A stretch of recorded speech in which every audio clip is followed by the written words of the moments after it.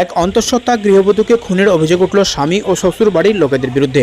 ঘটনাটি ঘটেছে আরামবাগের গৌরহাটি ১ নম্বর অঞ্চলের মাদারচক গ্রামে। গৃহবধূর নাম সাবিরা খাতুন, বয়স ২৫ বছর। জানা গেছে ২ বছর আগে মাদারচক গ্রামের শেখ মাসুম আলীর সঙ্গে আরামবাগের ৬ নম্বর ওয়ার্ডের সাবিরা খাতুনের বিয়ে হয়। শেখ মাসুম আলী জরির কাজ করেন। সাবিরা খাতুনের পরিবারের অভিযোগ, বিয়ের পর থেকেই শেখ মাসুম আলী সাবিরার বাড়িতেই থাকতো। এর কয়েক মাস পর সাবিরা শ্বশুর বাড়ি চলে যান। তারপর থেকেই শ্বশুরবাড়ির লোকজন তার উপর অত্যাচার শুরু করে। কয়েক মাস পর সাবিরা অন্তঃসত্ত্বা হয়, তারপর আবারও আরামবাগের বাপের বাড়ি চলে আসে।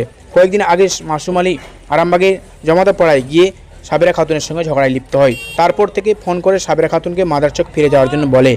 মঙ্গলবার সকালে বাপের বাড়ি থেকে শ্বশুরবাড়ি যান সাবিরা খাতুন। এরপর বুধবার শ্বশুরবাড়ি থেকে সাবিরা খাতুনের রক্তাক্ত দেহ উদ্ধার হয়। খবর পেয়ে বাপের বাড়ির লোকজন এলাকায় পৌঁছালে উত্তেজনা সৃষ্টি হয়। ঘটনাস্থলে আরামবাগ থানার বিশাল পুলিশ বাহিনী পৌঁছয়। সেখানে মাসুম আলী ও তার পরিবারের লোকজন পলাতক। দেখুন বিস্তারিত ভিডিওতে।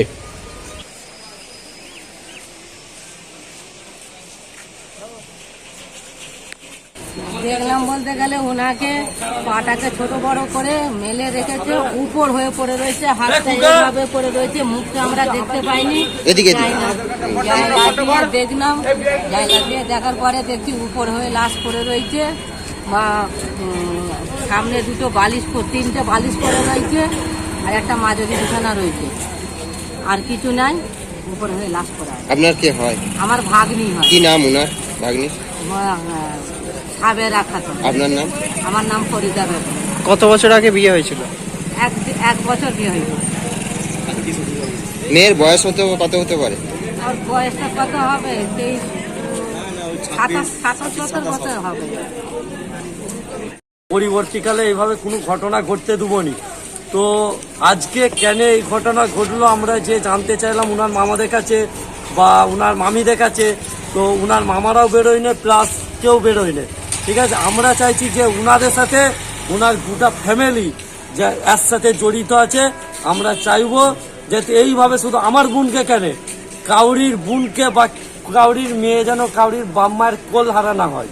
আজকে কিভাবে দেখলেন যে মেয়ে কি অবস্থায় ছিল? আমরা যে দেখলাম মেয়ে একটা ঘরে বন্ধ করা আছে, উপর হয়ে পড়ে আছে। তো আমাদের যাওয়ার আগে আরামবাগ থানার পুলিশ গেছিলো, যাওয়ার পর আমাদের কিন্তু কোনো টর্চার করতে দেয় না। আমাদের কিছু কেমন ছেলে উত্তেজিত হয়েছিল, আরামবাগ থানার পুলিশ যে সামনে নিয়েছে। তো লাশও আমাদের দেখতে দেয় না, ডাইরেক্ট ওইখান থেকে লাশ বার করে নিয়ে এসছে আরামবাগ থানার পুলিশ। আমি চাইবো ওদের যেন কঠোর থেকে কঠোর শাস্তি, প্লাস ওদের ফাঁসি হয়।